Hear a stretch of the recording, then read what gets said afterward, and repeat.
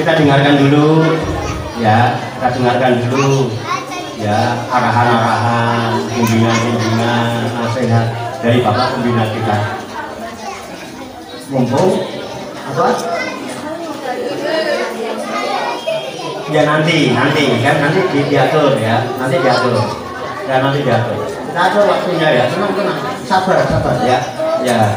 Mohon pertama mohon bimbingan Pak Ketua RW 01 mumpung kepadanya seadanya biar nanti tutup keluar dari lesan-lesan disampaikan ke saudara lain-lain.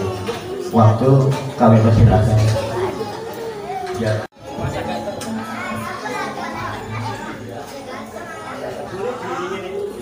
Assalamualaikum warahmatullahi wabarakatuh. Alhamdulillah. Alhamdulillahillazi ja'alana min ummati Muhammadin sallallahu alaihi wasallam. Walhamdulillahillazi ja'alana min akhiril umam. Asyhadu an la ilaha illallah wa asyhadu anna Muhammadan abduhu wa rasuluh. Allahumma fassalli wa sallim wa barik ala sayyidina Muhammad wa ala alihi wa ashabihi ajma'in, amma ba'd. Faqad qala Allah Ta'ala fi kitabihil karim, a'udzu billahi minasyaitonir rajim, bismillahirrahmanirrahim. Inna Allaha wa malaikatahu yusholluna 'alan nabi ya ayyuhalladzina amanu shallu 'alaihi wa sallimu taslima. Wa qala ta'ala aidan wa min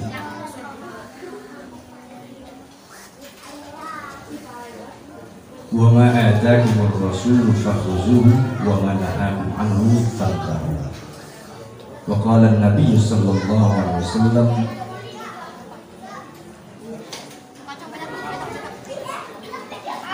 taraktu fikum amrayn lan tadillu abadan in tamassaktum bihima kitabullah wa sunnata rasul. Shadaqallahul azim wa shadaqan nabiyyul karim. Hadirin hadirat rahimakumullah. Wabil khusus murabbi Padepokan Santri Islami Darus Salikin Ustaz Kiai Haji Abu Syafiq Abdullah Jabari Ma'allah. Bapak Ibu sekalian yang dimuliakan Allah Subhanahu wa Ta'ala, ada satu keuntungan bagi kita sebagai umat Nabi Muhammad SAW.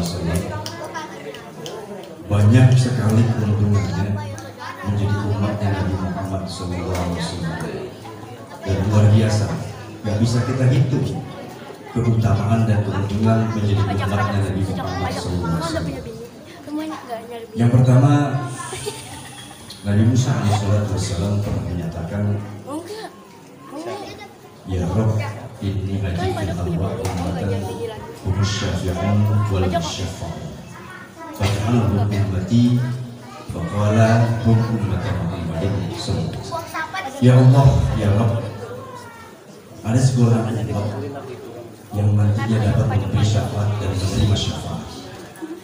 Kata Nabi Musa AS, ya Allah, jadikan mereka itu umatku.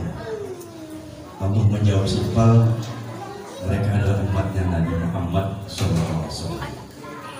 Yang kedua, ya Rabb ajifil alwah ummatan khotoyahum kafaratu khotoyahum sholawatul khams.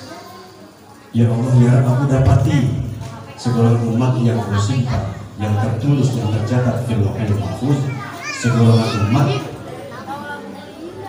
dosa-dosanya terhapus karena sholat lima waktu. Jadikan mereka umatku ya Allah. Jawab, mereka adalah umatnya Nabi Muhammad SAW.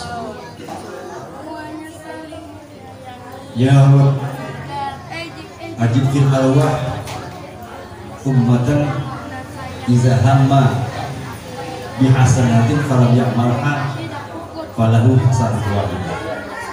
Aku dapati seorang umat yang tercatat di lauhil mahfuz, jika mempunyai niat yang baik dan belum dilakukan, maka dia sudah mendapatkan satu kebaikan.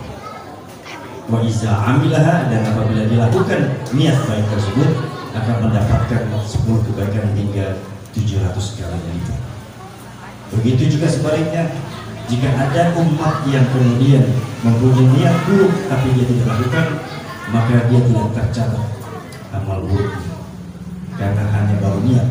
Tapi amal buruk yang dilakukan, maka dia sudah tercatat dengan satu dosa. Masih banyak lagi keuntungan-keuntungan umat Nabi Muhammad SAW yang Allah berikan. Bahkan bukan hanya Nabi Musa alaihissalam.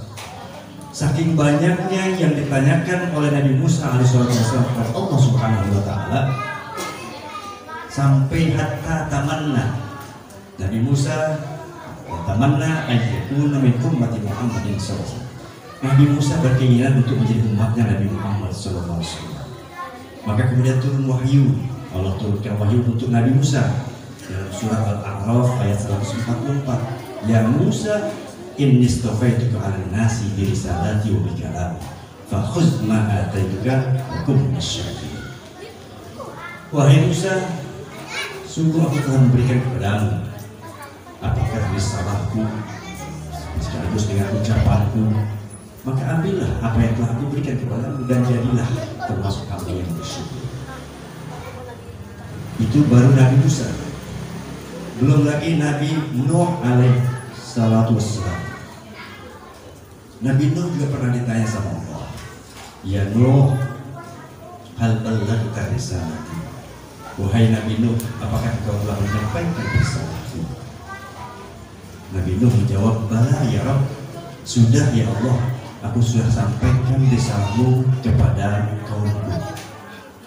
Kemudian Allah menyatakan dan bertanya kepada kaum Nabi Nuh, ternyata kaum Nabi Nuh menjawab, tidak, belum, saya belum mendapatkan risalahmu ya Allah dari Nabi Musa alaihissalam, dari Nabi Nuh alaihissalam.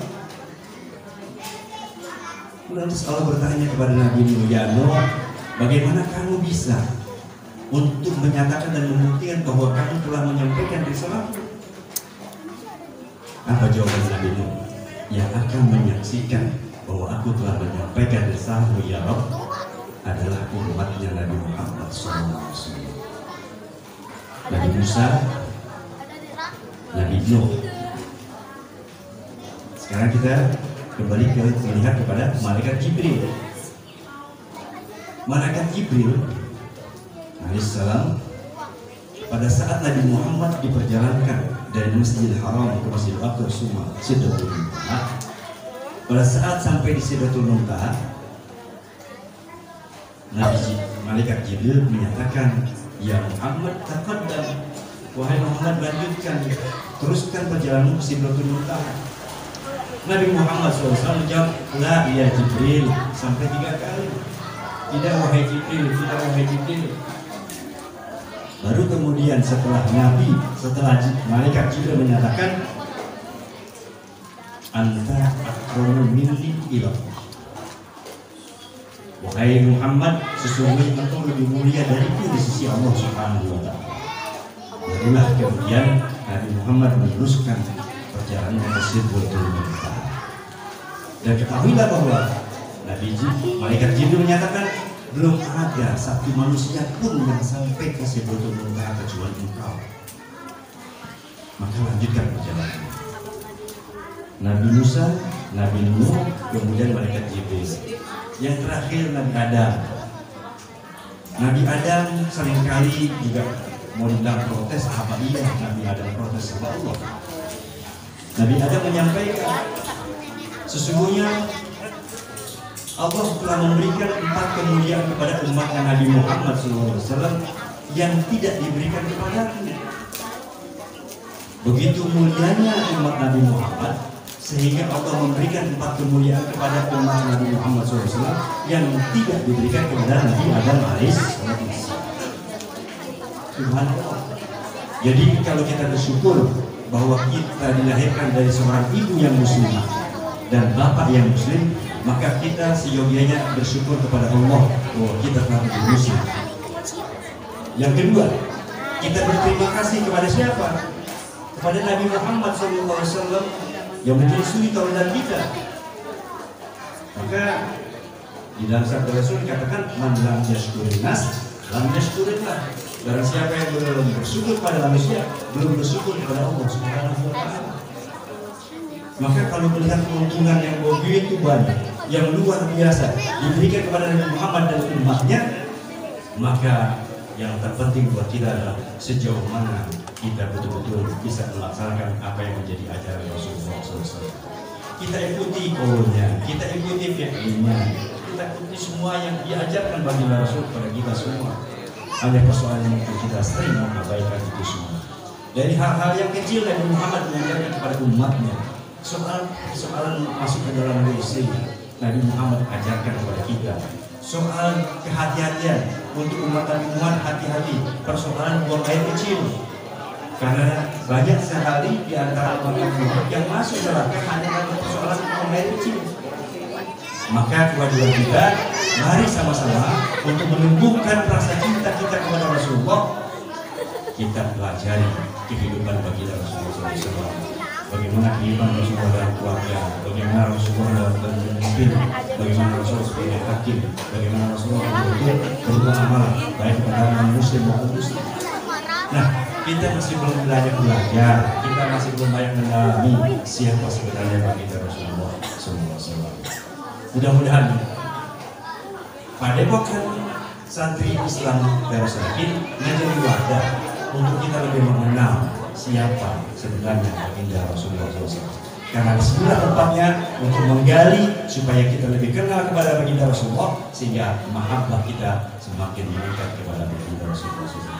Saya bersyukur atas nama Ketua RW, di mana di wilayah kami ada satu tempat yang memang betul-betul membawa kepada umat, membawa kepada kemaslahatan orang banyak, supaya masyarakat RW 01 wilayah yang satu soleh dan soleh. Bi'ahnya bi'ah yang soleh dan soleh, hitungannya soleh dan soleh. Ini yang kami bersyukur bahwasanya di RW 1 pengajian-pengajian baik di padepokan maupun di masjid dan lain sebagainya, di majelis taklim juga alhamdulillah. Mudah-mudahan ini merupakan momentum yang terbaik buat wilayah kita, karena semua tanggung jawab yang ada pada kita adalah bagaimana kita melanjutkan perjuangan dan pengembangan baginda Rasulullah di dalam berdakwah. Mudah-mudahan kita doakan murabi kita, murabi Padepokan Santri Islam Darussakin, Syafi Abdullah At-Tabali, dipanjangkan umurnya oleh Allah Subhanahu wa taala, disehatkan badannya oleh Allah Subhanahu wa taala, diberkahi rezekinya, diberkahi keluarganya, diberkahi seluruh kegiatan-kegiatannya. Mudah-mudahan kita semua mendapatkan keberkahan dan curahan rahmat dari Allah Subhanahu wa taala. Pertemuan malam ini pertemuan yang insya Allah membawa kita kepada rahmat Allah Subhanahu wa taala. Wallahul muwaffiq ila aqwamit thoriq. Wassalamualaikum warahmatullahi wabarakatuh. Terima kasih banyak kita sampaikan kepada Bapak Ketua Sultan yang telah memberikan bimbingan dan pembinaannya kepada kita. Mudah-mudahan bisa kita jadikan bahan semoga ilmu dan manfaatnya untuk kehidupan kita di sini dan dunia dan akhirat. Selanjutnya mari kita dengarkan nasihat dari Bapak Mayami 02 semangat Bapak anak dan semangat.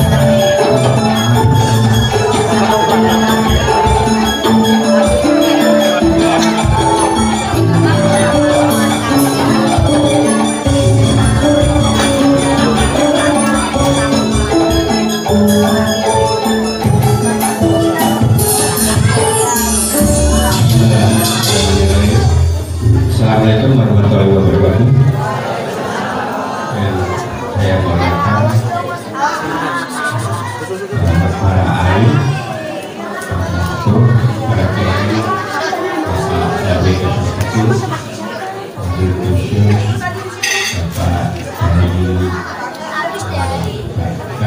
ada akrab panggil Pak Soeharto ya, Bapak Ibu, ada Mbak dan tokoh-tokoh yang lain semuanya, ibu-ibu sekalian.